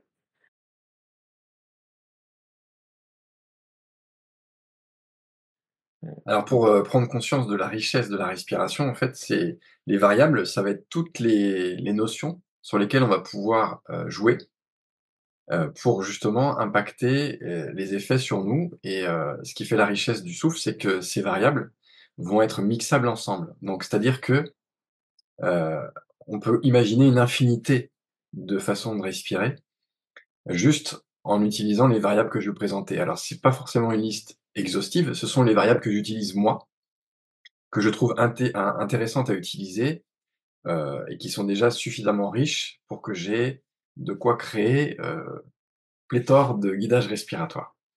Alors la première variable qu'on souhaitait évoquer avec vous, c'est la notion de rythme à distinguer, avec celle de la fréquence. Donc le rythme, ça va être, par exemple, vous avez peut-être entendu parler, de la respiration carrée. La respiration carrée, standard, c'est-à-dire inspiration sur 4 secondes, une petite rétention du même temps, expiration sur la même durée et à nouveau une rétention sur le même temps. On peut imaginer un autre rythme, inspiration sur 3 secondes, expiration sur 6 secondes. Donc on peut jouer avec ces différents rythmes à la fois sur l'inspiration, sur l'éventuelle rétention poumon plein, sur l'expiration et sur l'éventuelle rétention poumon vide. Juste en jouant avec ce rythme, on peut déjà créer des dizaines de schémas respiratoires. Et ces différents rythmes vont avoir des effets différents sur vous. Alors juste, pour ne pas m'étendre trop, parce que là c'est pareil, c'est des notions que je pourrais développer pendant très longtemps. Mais il faut savoir que l'inspiration a plutôt un effet activant sur votre corps et à contrario, l'expiration a un effet plutôt apaisant sur votre corps. Donc inspiration, sollicitation du système plutôt sympathique, système nerveux sympathique, expiration, sollicitation du système parasympathique. Il faut savoir que, en théorie, la rétention poumon plein, donc la rétention qui suit l'inspiration, c'est comme une prolongation de l'inspiration, donc sur les rétentions poumon plein, on est plutôt sur un effet activant et la rétention poumon vide qui suit l'expiration a un effet plutôt apaisant, ce que Cyril évoquait juste avant. Cette notion de plénitude, d'apaisement dans la rétention poumon vide, elle est expliquée par justement cette sollicitation plus poussée du système nerveux parasympathique dans ces phases de rétention, quand on a passé cet inconfort mental de je respire pas, qu'est-ce qui se passe? Donc voilà pour la variable du rythme. Ensuite, alors on l'a évoqué tout à l'heure, il y a la variable du volume. Combien je prends d'air quand j'inspire et combien j'expire d'air quand sur la phase de l'expiration. C'est pareil, ça on peut jouer, j'ai de nombreux guidages respiratoires différents sur la notion de volume et juste en jouant avec le rythme et le volume, on peut déjà augmenter considérablement, la création de guidages respiratoires, de techniques respiratoires. Alors la fréquence, voilà, justement à ne pas confondre avec le rythme, la fréquence, c'est la rapidité à laquelle vous respirez. Donc, quand on veut aller chercher, des techniques respiratoires qui sont plutôt apaisantes, on va souvent ralentir le rythme respiratoire ou en tout cas ralentir, heu, une partie de la phase respiratoire et souvent la partie de l'expiration. Donc on peut tout à fait travailler avec des inspirations courtes et prolonger les expirations. Donc là, vous voyez, on joue avec le rythme et la fréquence, mais sachant qu'on peut aussi rajouter le volume. On pourrait dire que on prend, sur une première partie du guidage, un petit volume à l'inspire et puis, par la suite, on augmente ce volume. On peut modifier le rythme, augmenter la fréquence. Bref, c'est d'une richesse, juste incroyable, juste avec ces 3 variables. Donc la fréquence, voilà, la rapidité à laquelle on respire. Alors, cette notion de rétention, donc peut-être qu'il y a certains ou certaines qui découvrent cette, notion, en tout cas avec ce terme-là, hein, c'est de l'apnée. Donc c'est l'arrêt, la suspension du souffle et ça a des effets, mais juste incroyables. Mais tout dépend de ce qu'on a fait avant. Donc les rétentions ont des effets vraiment très différents en fonction des schémas respiratoires que je vous propose avant et dans le déroulé de cette formation, vous pourrez en découvrir, de différents types, des rétentions que vous trouverez, plutôt très activantes ou très apaisantes, voire qui vous donnent envie de dormir ou alors qui vous donnent une énergie incroyable et là, on retrouve les effets, qu'on a évoqués tout à l'heure. Donc en fait, voilà, on est encore dans ce lien de en utilisant les variables, on va aller chercher des effets. La localisation, on l'a fait juste avant, c'est où est-ce que je respire? Quand j'inspire, où est-ce que ça va se gonfler? Quels espaces j'utilise pour mon souffle? Quels espaces je suis capable de solliciter au moment où je pratique? Quand on découvre la respiration et qu'on a un corps un peu étriqué, de par la vie trépidante tous les jours, on a souvent des espaces très réduits, très restreints. Un abdomen qui n'arrive pas à trouver du volume parce que le diaphragme est figé. Une poitrine qui n'arrive pas à s'expandre parce que les muscles intercostaux sont complètement figés également, parce qu'il y a beaucoup d'émotions qui se sont stockées. Les rétentions peuvent, avoir cet effet salvateur de je libère des tensions musculaires et du coup je découvre des nouveaux espaces et du coup je m'en rendrai compte quand j'aurai conscience de la localisation de ma respiration. Et enfin, on peut, utiliser cette variable de nez ou nez-bouche. Moi, j'utilise souvent inspire-nez, expire-nez, mais dans de rares schémas, je vous invite à faire inspire-nez, expire-bouche avec un objectif particulier, notamment, notion d'apaisement, d'expulsion plus avancée de dioxyde de carbone, pour aller chercher des rétentions différentes ensuite. Donc, voilà, en utilisant ces 6 variables, déjà, on peut partir dans un monde quasi infini d'exploration. Alors là, voilà, c'est quand on a passé au niveau 2, pour Cyril, là, il a été ravi de découvrir la voix et le chant et tout ce qu'on peut faire, avec, le travail du souffle et la voix. Alors on a décidé de le mettre en niveau 2 parce que, c'est plus subtil et les guidages respiratoires que je vous proposerai avec la voix, nécessitent déjà d'avoir exploré les variables du niveau 1 pour pouvoir en profiter pleinement. Alors là, c'est une notion vraiment, plus avancée. Il y a des verrous énergétiques, là, c'est issu de la tradition, du yoga. Hem, donc, j'ai évoqué tout à l'heure le pranayama, donc le prana, c'est l'énergie vitale, c'est le chi, c'est alors, en fonction des traditions, elle a plein de noms différents, hein. On peut parler juste d'énergie vitale si vous le souhaitez. Les verrous énergétiques vont permettre de, canaliser cette énergie et ont aussi, des effets assez intéressants au niveau du corps. Donc juste en vitesse, il y a 3 verrous énergétiques. Le verrou au niveau du périnée, le verrou au niveau de la gorge et un verrou au niveau abdominal, mais qu'on verra tous ensemble, dans la suite de la formation. Ils ont des vertus incroyables et quand on commence à les maîtriser, c'est juste, waouh, ça fait du bien. Et alors ça, c'est une variable que vous trouverez pas souvent, mais moi que j'adore mettre, dans ma pratique de la respiration. J'adore mettre du mouvement. C'est-à-dire qu'il y a des moments dans mes guidages respiratoires, soit dans le moment respiratoire ou dans les moments de suspension du souffle en rétention, et ben, je vous invite à bouger. Parce qu'en fait, s'autoriser à bouger, dans l'arrêt du souffle, notamment, ça permet de créer un espace des possibles qui est complètement différent de si je vous proposais de bouger maintenant sur une musique, par exemple, vous êtes en soirée dansante et bah, votre mouvement, il est un peu bridé, un peu verrouillé parce qu'il y a la pression sociale, il y a la pression de l'ego, il y a la pression du regard de l'autre. Bah, quand vous êtes dans votre pratique respiratoire, tout ça, ça s'évapore, en fait. Donc il y a un espace des possibles juste incroyable qui se crée et vos mouvements, deviennent complètement nouveaux et il y a un espace, juste salvateur et s'autoriser des mouvements, c'est aussi s'autoriser à libérer des tensions et donc à créer des nouveaux espaces et donc à créer des nouveaux ressentis dans les respirations.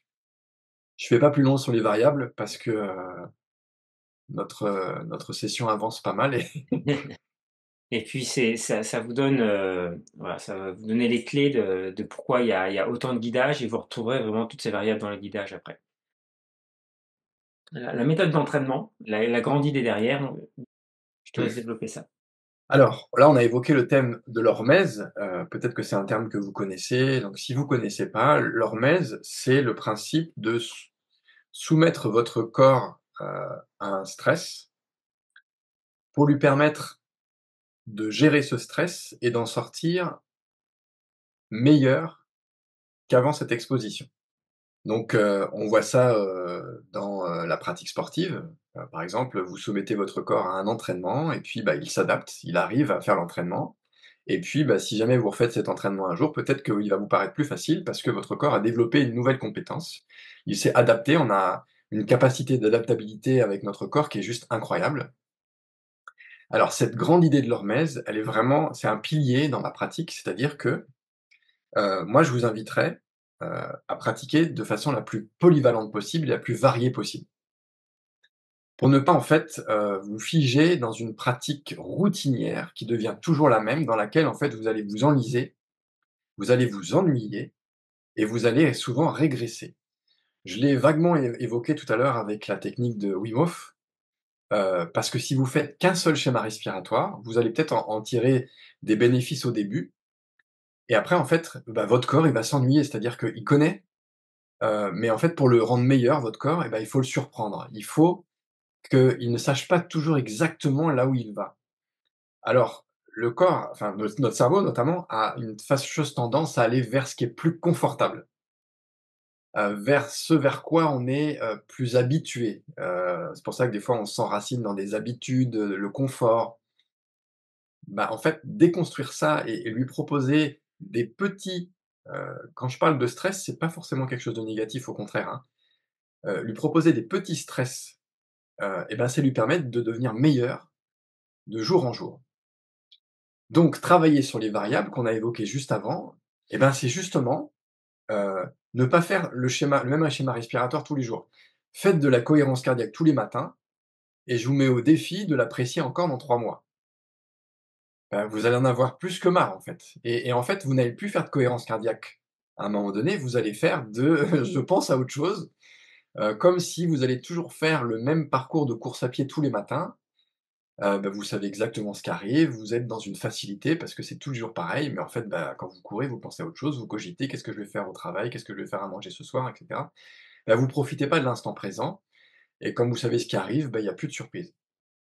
Travailler sur les variables et aller vers des guidages que vous ne connaissez pas ou dont vous ne vous rappelez plus, c'est justement surprendre votre corps et être obligé à être attentif et obligé d'être attentif, c'est obligé d'être dans l'instant présent et du coup, ça permet de faire taire le mental et ça, juste ça, je vous assure, c'est une parenthèse d'instant présent qui est tellement agréable. Ensuite, c'est, partir dans une démarche de progression, je vous le disais tout à l'heure, c'est, découvrir où vous en êtes maintenant, sans pression. Moi, je raffole pas des trucs chiffrés, mais il y a des gens qui en ont besoin, donc vous pouvez éventuellement, noter, votre progression, où est-ce que vous en êtes tel jour et cetera. Et puis, en fait, aller vers des choses peut-être un poil plus dures quand vous vous sentez bien. Ou même, des fois, vous challenger et vous dire: «Bah, tiens, je vais essayer un truc un peu plus difficile parce que, j'ai envie de le faire et je vais pas jusqu'au bout. OK, c'est pas grave». Il y a pas de démarche égotique dans ce que je propose. C'est pas OK, peut-être que ça vous flattera si jamais vous y arrivez, mais c'est pas le but en soi. Le but, c'est d'utiliser le potentiel de votre souffle pour, voilà, aller vers une meilleure santé, un meilleur bien-être. Le contexte dans lequel vous ferez les guidages respiratoires, il va vraiment franchement déterminer comment vous allez vivre les guidages. Cyril, on a rapidement découvert qu'il a des prédispositions pour tenir facilement les rétentions poumons vides. Il y a des gens qui n'ont pas cette facilité, mais par contre, il s'est rendu compte que, quand il a fait son jeûne, cette faculté, elle s'était, mais très nettement amoindrie. Il était moins dans la facilité.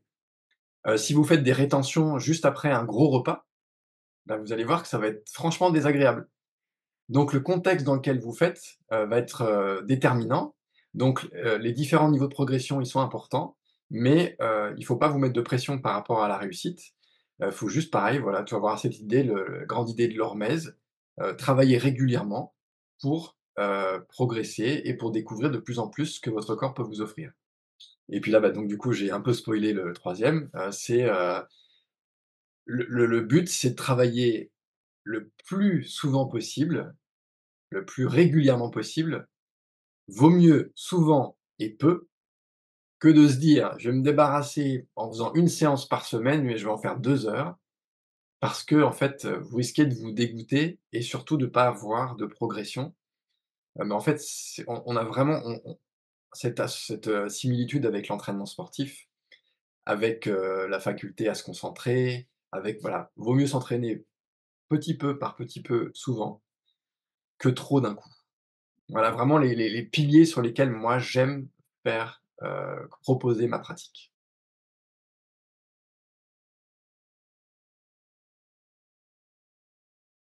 Donc, même principe, une musique pour vous emmener en voyage, 4 cycles et chaque cycle va être dédié à une technique respiratoire. Donc, parce qu'il y a des techniques là dont on n'a pas du tout parlé, donc vous allez peut-être découvrir ce soir. Donc, voilà, il y a quand même expliquer 2-3 trucs. Alors, sur le premier cycle, il est dédié à la respiration complète. Donc là, c'est dans l'absolu simple, mais pas tant que ça. Inspiration par le nez, expiration par le nez. Je vous invite à revenir un petit peu en arrière dans ce qu'on a expliqué tout à l'heure et à essayer sur l'inspiration de ressentir vos 3 étages du souffle. Abdomen, thorax, espace sous-claviculaire, dans cet ordre-là, Ne commencez surtout pas votre inspiration en haut, sinon vous ne pourrez plus descendre. Imaginez voilà, votre colonne d'air que vous remplissez du bas vers le haut et essayez autant que possible de garder une respiration nasale sur l'inspiration et sur l'expiration. Après, voilà, les 3 étages, sans prise de tête, essayez de trouver quelque chose de naturel. Et si ce soir ça vient pas, c'est pas un problème. À la fin de la phase respiratoire, il y aura toujours une inspiration par le nez, une expiration par le nez et une rétention poumon vide. Là, cette fois, on va commencer par la rétention poumon vide. Puis, après cette rétention, qui est relativement courte, une inspiration complète et une rétention poumon plein, qui elle, est un peu plus longue que la rétention poumon vide, mais normalement, elle reste dans des durées acceptables. Puis une récupération. Le deuxième cycle, il va être dédié, alors je crois que c'est le Bastrika. C'est soit le Bastrika, soit le Kapalabhati. Je me souviens plus exactement. J'ai un certain nombre de guidages et des fois je les confonds. Donc, si c'est le Bastrika, c'est exactement ce qu'on a fait tout à l'heure dans la respiration abdominale. C'est-à-dire quand vous inspirez, vous sentez votre étage abdominal qui prend de l'espace, et à l'expiration, par le nez, votre étage abdominal qui revient dans sa position initiale. D'accord? Sur le rythme proposé. Ok? Alors moi, je fais les gestes avec les mains pour vous montrer les localisations du souffle et le sens dans lequel ça devrait aller. Alors après ce Bastrika, il y aura à nouveau inspire, expire, rétention poumon vide, et ensuite rétention poumon plein. Le troisième cycle, il est dédié à une technique respiratoire qui s'appelle le Kapalabhati. C'est un terme sanskrit, ça veut dire respiration du feu.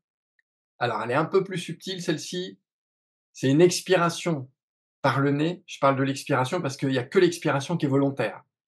Alors imaginez très poétiquement que vous avez envie de vous moucher sèchement et que vous n'avez pas de mouchoir, et pour pas que ça il y en a partout, il faut vraiment faire une expiration tonique. Cette expiration, elle est provoquée par une contraction franche au niveau abdominal et du bas du thorax. D'accord? Vous engagez vos muscles pour créer une surpression. Donc imaginez vraiment cette action de vous moucher. Et l'inspiration, eh ben en fait, vous y pensez même pas, parce que vous allez détendre ce que vous avez contracté au niveau de votre abdomen et du bas du thorax, et en détendant ça, ça va créer une entrée d'air passive. Et donc, alors, sur ce guidage, le Kapalabhati, il est un poil rapide. Donc, vous voyez si votre corps, il accepte ce... S'il n'accepte pas, vous pouvez diviser le rythme en 2 pour rester sur un rythme musical, comme ça c'est plus facile. Donc vous faites 1 sur 2. Faites ce qui est juste pour vous ce soir. À nouveau des rétentions. Et le dernier passage, ce sera inspire nez, expire bouche. Je vous en ai parlé tout à l'heure, on peut de temps en temps jouer avec nez, bouche. Ben là on va le faire. Ça s'appelle la respiration alcaline. Alcaline parce qu'en expirant plus de CO2, on va légèrement alcaliniser la chimie du sang. Donc, inspire nez. Et comme si vous soupiriez à chaque cycle respiratoire, vous expirez par la bouche. Et on terminera donc ce guidage par une dernière rétention poumon vide et une rétention poumon plein. La toute dernière rétention poumon plein est un poil plus longue que les autres, mais vous allez voir, après la respiration alcaline, vous pouvez être complètement shooté. Prêt à voyager. Très bien, alors ça fait beaucoup d'explications, je sais, les premières fois on a du mal, forcément, vous n'avez pas besoin de retenir, hein, mais vous prenez pas la tête, faites ce que vous pouvez, c'est une soirée de découverte. Moi je fais tout en même temps que vous, en essayant de vous montrer les gestes, et puis s'il y a des trucs qui sont pas, voilà, qui sont pas acquis, ok, voilà, le principe c'est de prendre du plaisir, de le faire, de voyager, de découvrir, et puis voilà. Inspiration sur 4 temps dans 3, 2, 1. Inspire. Expire. Inspire. Expire. Inspire. Expire.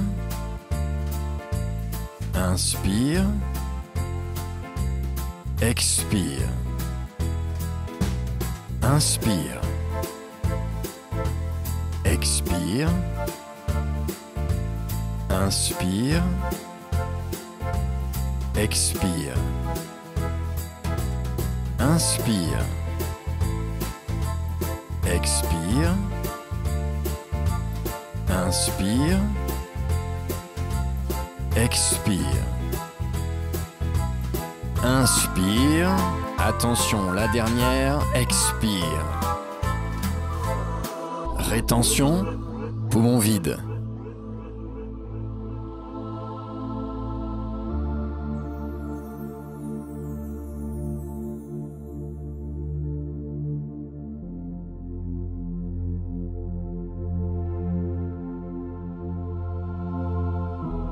Trois, 2, 1. Inspire. Rétention. Poumon plein.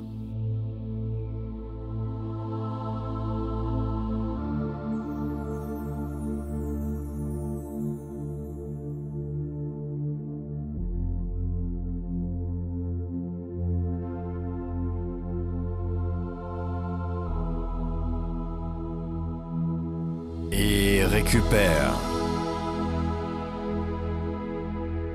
Attention au Bastrika. Dans 3, 2, 1.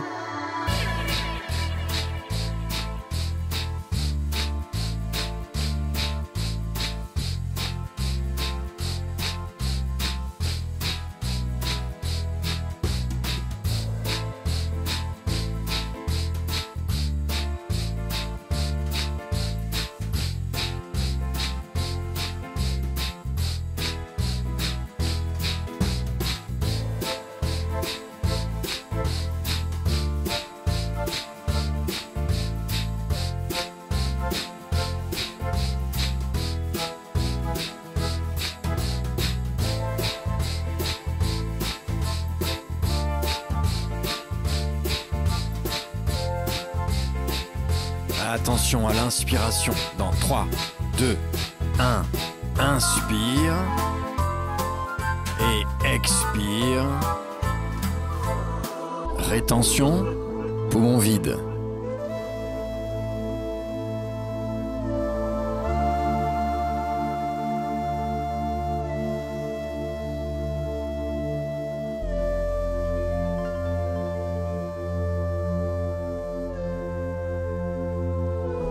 Trois, 2, 1.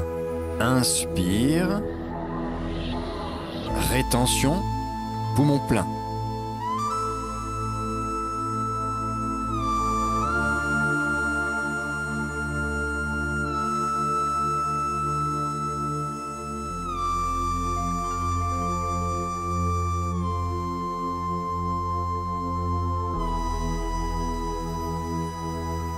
Et récupère. Attention au Kapalabhati. Dans 3, 2, 1.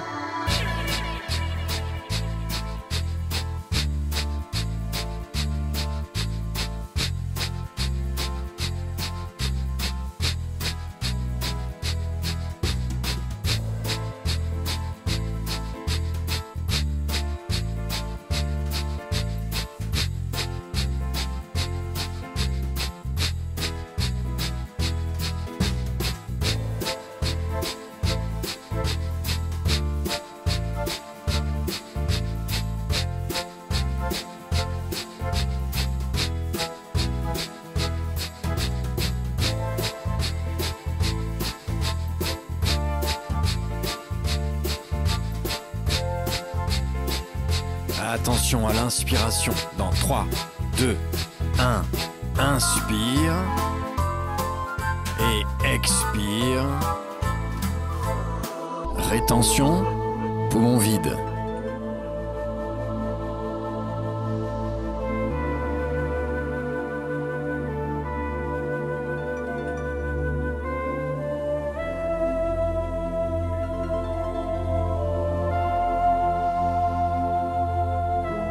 Trois, 2, 1. Inspire. Rétention. Poumon plein.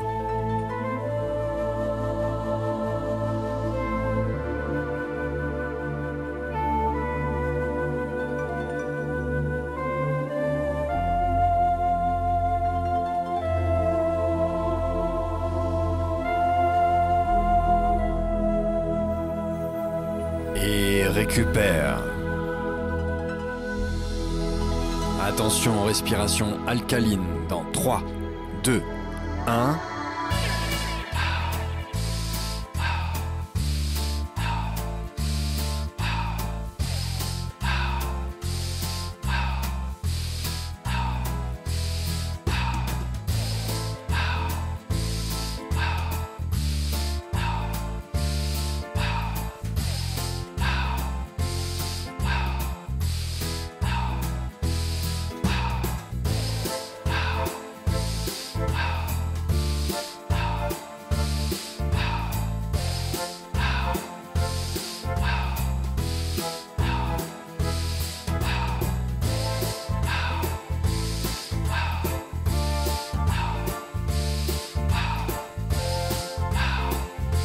Attention à l'inspiration dans 3, 2, 1.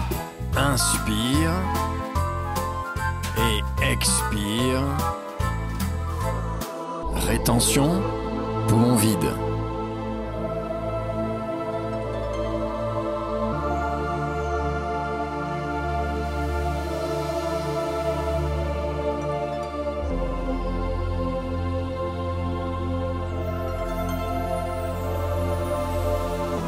Trois, 2, 1. Inspire. Rétention, poumon plein.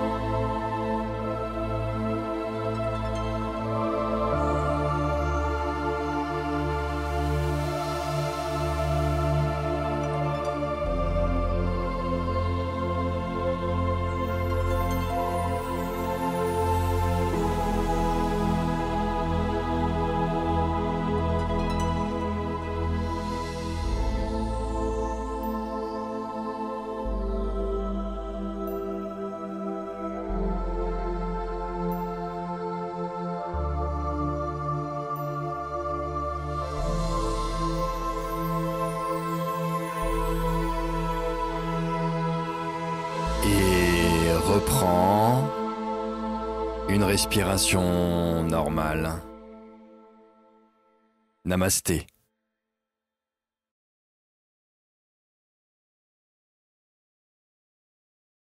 Ok, accueillez en douceur tout ce qui vient à vous, tout ce que ce guidage respiratoire a pu créer en vous, en termes de ressenti, de vécu. Donc là, vous pouvez éventuellement partager dans le chat ce que ce guidage a pu vous amener comme confort, inconfort, expérience, ressenti. Emmanuel qui nous dit difficile la rétention poumon vide après le Kapalabhati, surtout que c'est un Kapalabhati Il était rapide celui-là, ouais. tonique, très tonique. Ok, pas simple le Kapalabhati, cette fréquence pour une première, oui. Vous le Pour retravaillerez ça, je avec t'avais Fred. proposé de diviser le rythme en deux quand vous étiez en difficulté sur le rythme proposé. Claire, difficile la rétention poumon plein. Ça peut les premières fois, ouais. Son légèreté dans les jambes, super Super. Judith. Donc c'est ça qui est riche en fait, c'est que pour un même guidage fait par tout le monde, on a une richesse de ressenti complètement différente. Super, merci Claude. Ouais, on peut déjà partir dans des rétentions qui commencent à être agréables, voire légèrement euphoriques, avec une sensation de légèreté, alors dans les jambes pour Judith, mais ça peut être aussi dans la tête, sensation un petit peu cotonneuse, la tête qui tourne un peu, ah non, ouais, c'est normal, ça peut arriver, ouais. La suite du programme en fait, pour savoir qu'est-ce qu'on va faire ensuite. Pour ça, on va aller sur mon site internet. Je vais mettre la page dans le lien. Je vais la partager, mais vous pourrez aller voir. Donc c'est la page de la formation, présentation de la formation. Je vais la partager et on va l'explorer ensemble. Le tarif, vous l'aurez tout de suite. On fait un tarif de lancement à 197 €. On vous raconte un petit peu tous les avantages et tous les problèmes liés à une mauvaise respiration, les avantages d'une bonne respiration. Tout ce que vous pourrez tirer ici de bien. Hop, mais on va aller plutôt sur le programme, les infos pratiques, les prérequis. Vous les reconnaissez? C'est nous, voilà, vos formateurs. La première session, c'est ce qu'on a fait pour comprendre comment ça marche et puis pour vous donner un peu le goût, concrètement, pour que vous puissiez expérimenter ce que c'est un guidage musical avec Fred. On fera le premier enregistrement de la session, enfin, l'enregistrement de la session 2 le samedi 1er février à 14h. On verra les techniques de base. Donc, il y aura une session de questions-réponses si besoin, quelques rappels théoriques. Il y aura très peu de théorie sur les prochains enregistrements. C'est vraiment le seul où on vous explique comment ça marche, pourquoi ça marche et ce que vous pouvez attendre. Et on verra la respiration pendulaire, la respiration du dragon, 2 techniques spécifiques pour le diaphragme. Et à chaque fois, Fred vous expliquera le guidage et ensuite on fera le guidage ensemble. Vous pourrez partager vos expériences, poser vos questions, etc. Toujours le même samedi, mais l'après-midi, on enregistrera la session 3 sur les techniques intermédiaires, donc techniques légèrement plus avancées. C'est bien d'avoir pu pratiquer les techniques de base avant pour s'initier à cette première technique, tout simplement. On va reprendre un certain nombre de techniques, mais on va aller plus loin. Par exemple, la respiration pendulaire, vous allez l'étendre un petit peu plus que ce qu'on a fait la première fois. La respiration alcaline, on va la reprendre. Le dernier cycle du guidage que vous venez de faire. Respiration katana, un autre type de respiration très important, l'amélioration de la tolérance au CO2, hein. Fred en a parlé, lié à l'effet Bohr. On verra les respirations carrées qu'on aura vu précédemment d'ailleurs, et on verra là la carrée de 6 qui est un peu plus avancée. Et tout ça, c'est tout à fait accessible. Ensuite, on verra les techniques plus avancées. Donc, c'est toujours le même schéma, hein, une introduction de chaque technique par Fred pour faciliter le suivi du guidage. Après, on fait le guidage et puis on débrief. Donc, on continue sur la respiration pendulaire, mais là, vous allez voir une autre paire de manches et ça va demander un vrai contrôle conscient du diaphragme, des mouvements du diaphragme tout en douceur. C'est très très agréable à faire. Puis il y a un schéma dont on n'a pas parlé ce soir et qu'on n'aura pas pratiqué, la technique triangulaire, puis un guidage avec plusieurs techniques, le voyage du souffle, qui est très sympa pour finir cette session. Donc là, on a vraiment les 3 premières étapes, base, intermédiaire, avancée. On verra quelque chose pour aller encore plus loin, avec justement les variables du niveau 2. Les 3 premières sessions, on a de quoi développer vraiment de super techniques respiratoires, d'avoir tous les effets. Et là, on vous propose d'aller encore plus loin avec un niveau de maîtrise de certains éléments. Donc la voix, les verrous, les mouvements, hein, c'est ce qu'on a vu ensemble. On aura vu les respirations carrées. Et là, vous allez voir ce qu'on appelle la respiration carrée progressive. C'est pareil, c'est passionnant, mais ça demande un peu d'entraînement. Sur tous ces guidages, sur la session, vous verrez, le but, c'est pas que vous maîtrisiez à la fin de la session les guidages, c'est que vous puissiez les expérimenter. Et après, vous allez les pratiquer dans le temps. Et il y en a, vous allez mettre 2-3 jours. Il y en a 2-3 semaines pour bien les maîtriser. Et Fred vous offrira dans ce module le fameux guidage utilisé par les champions mondiaux d'apnée, qui a un effet apaisant incroyable, mais qui demande vraiment un très bon contrôle respiratoire. C'est bien de faire la pendulaire longue, la triangle et tout ça avant. Et la routine complète que vous découvrez, qui est, comme son nom l'indique, bien complète pour la fin. Avec Donc, des verrous. Avec les verrous, ouais, c'est hyper complet, les mouvements, etc. Et pour terminer, une session, le module 6, c'est une session, j'ai envie de dire presque optionnelle. Pourquoi optionnelle? Vous n'êtes pas obligé de la suivre, plutôt pour bénéficier de toute la pratique. Si vous avez une appétence pour comprendre, aller plus loin sur l'anatomie, la physiologie, aller dans les détails, il a fait le dessus du vernis. Voilà, ok, ce soir. Et donc, là, il vous donnera beaucoup plus de détails sur l'anatomie de la respiration, en lien avec les techniques, bien sûr. Et ça vous permettra d'avoir, voilà, si vous voulez avoir des éléments théoriques, ça sera un bon module pour vous. Mais encore une fois, il n'y a pas besoin de maîtriser la session 6 pour pouvoir pratiquer. On aura quelques bonus, comme d'habitude. Tout ce qu'on utilise, tout ce qu'on vous projette, tout ce qu'on vous montre pendant les Zooms, ça sera téléchargeable sous la vidéo dans votre espace pédagogique, comme on le fait d'habitude. Un groupe Telegram privé sur lequel Fred pourra interagir avec vous. Vous pourrez poser vos questions, dire où vous en êtes, voilà, donner vos témoignages, ça sera intéressant en fonction des guidages, hein. Donnez vos témoignages. Tous les guidages seront disponibles, vous pourrez les télécharger pour les mettre sur votre téléphone pour pouvoir pratiquer tous les jours. Pour pouvoir pratiquer tous les jours et sans besoin forcément d'une connexion internet. Vous pourrez pratiquer en toute autonomie. Ça, c'était une de mes demandes à Fred. Je trouvais que c'était super important. Fred vous a concocté des programmes spécifiques qui vont utiliser les différentes techniques qu'on aura vues. On a un programme sur muscler votre diaphragme, augmenter les volumes respiratoires, quelque chose de spécifique pour la tolérance au CO2. Donc, il y a plusieurs guidages qui vont faire appel à ça, mais là, on aura un guidage jour par jour avec les préconisations de Fred pour vous emmener là. La fameuse variable des mouvements, donc un programme vraiment pour intégrer les mouvements. Vous allez voir que le mouvement et la respiration et les rétentions, c'est pas évident, c'est super engageant, c'est super intéressant. Et vous aurez quelque chose de progressif ici. Un programme sur la marche respiratoire, hein, si vous connaissez la marche afghane, c'est un petit peu différent, mais comment on va synchroniser la marche et sa respiration pour développer différents paramètres. 197 € pour l'ensemble du programme, à suivre vraiment pas à pas. Après les enregistrements, vous avez la vie pour intégrer ça. Le but, hein, c'est pas de maîtriser après les enregistrements, c'est vraiment que vous pratiquiez pour maîtriser dans le temps, et c'est une pratique vraiment à vie. En fonction du temps que vous avez dans la journée, vous pouvez faire juste un petit guidage de 5 minutes, vous n'avez pas trop de temps. Vous pouvez passer 1 heure à enchaîner les guidages comme ça m'est arrivé, ça fait énormément de bien. Il y en a qui le savent, je suis encore en phase de jeûne là, j'arrive à 2 semaines et demie, j'en vois le bout. Et il y a beaucoup d'élimination, par exemple, j'ai les voies nasales très prises. Et j'utilise les guidages de Fred pour me dégager la sphère ORL, et c'est hyper puissant. Encore plus que l'eau de mer, des choses comme ça. Donc ça sert vraiment au quotidien. Est-ce que vous avez des questions? Karine, merci pour le partage. C'était un plaisir. Je pense que c'est Avec plaisir plaisir. partagé avec Fred, voilà. En en différé? Je veux Tout dire à quoi? fait, tout à fait. Alors, je l'ai pas précisé, mais c'est comme tous les programmes que je propose sur ce modèle. C'est des programmes qui sont faits pour être suivis en e-learning, en 100% en ligne, en différé.